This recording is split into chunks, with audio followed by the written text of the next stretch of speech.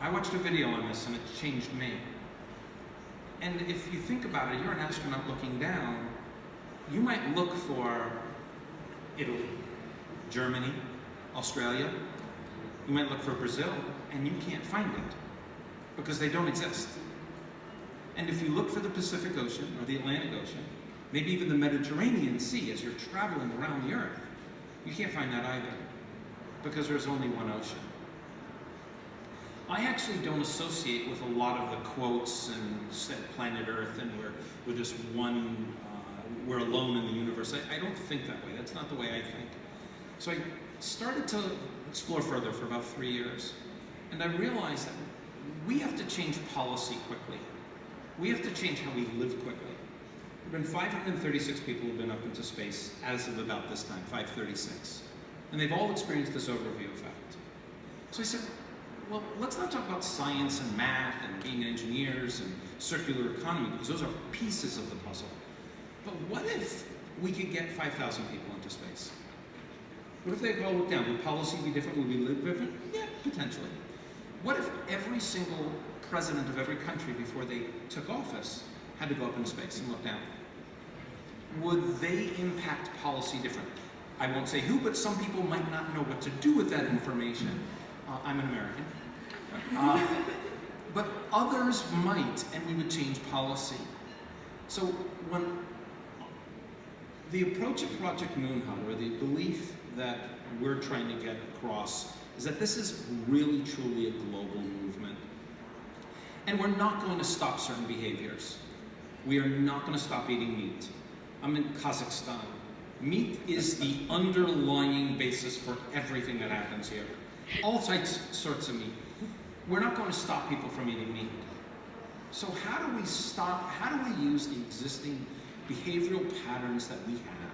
These are questions I'm asking myself and our group is asking.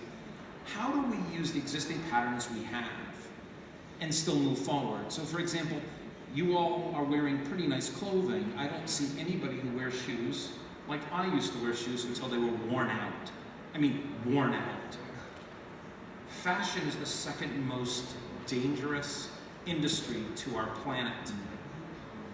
Chemicals, materials, transportation.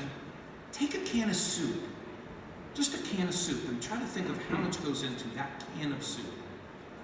And you've got clean water, you got the machinery to make the clean water, you've got spices from around the world, they all have to be, machinery has to be made for each one of those, lubricants used to make those machines, transported all over, going to this place where they take some aluminum which has to be made, it has to be stamped and molded and put into a can, but there's printing on it, there's paper around it, and we eat that in less than 3 minutes for almost no money.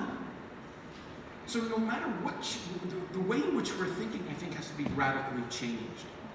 And Project Moonhut, or the belief is that if we can use paradigm shifting, using space as a means to accelerate how we live on Earth, we can globally be connected. And let me quickly go into this.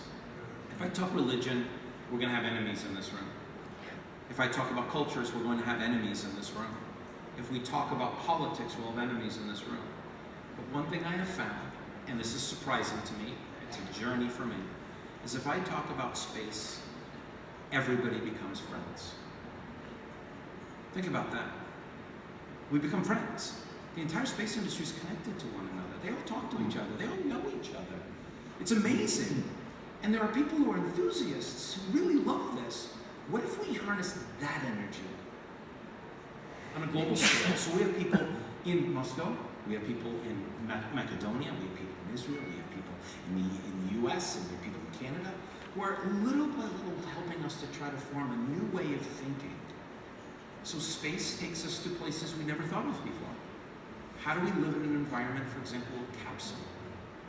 You don't throw your t-shirt out the window when it's done. So what if, just for imagine, what if someone on Earth created a zapper? It zapped it and created into its elements. Those elements were then used to 3D print something new, a zapper.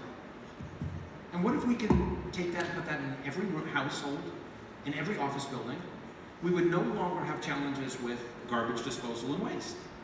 We would solve the challenge immediately of where do we put all this garbage. And you can have as much as you want because it's zapped. Now, as much as that sounds far-fetched, there's a guy in India who runs a company called Nopo. He is an unbelievably lover of Mars. They're not going to have filters on Mars, just so you know, to clean water.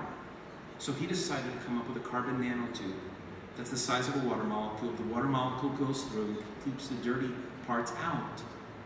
But what's amazing about that is he created it, he solved it, but he has one big issue: there's no market because we're not on Mars. So where's he using it? He's using it on Earth to clean water in India, desalination, and other places. But it's an organic molecule, it's an organic piece, it's a carbon nanotube. So what if we started using space as a means to change how we think? Because Project Luna doesn't build anything. What if we facilitated new innovative thinking through learning about Mars and Moon and space? And what if we collectively sat next to people from all different countries and came up with really neat ideas and created zappers? You would laugh, but it sounds amazing. But we could stop and live the way we want to live. And lastly, I'll say that we have a 13% happiness index for people who work in the world. 13%. I think that most people really are not connected to their society, their culture, their people as much as they say they are. We've been torn apart in so many ways. There used to be an egalitarian society where people knew their neighbors and they shared everything. Their whole lives were shared. We cannot measure GDP. We have to look at happiness indexes. We have to look at what we really would like out of our lives.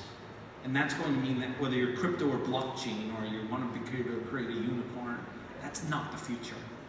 Our future is waking up and saying hello to our neighbor and being able to say Rahmi or be able to say Sali around the world. And today, that doesn't happen. So we're hoping that this becomes the fuel, the lubricant to make that happen. Thank you, David. Yeah. Well, actually, I like the idea that we should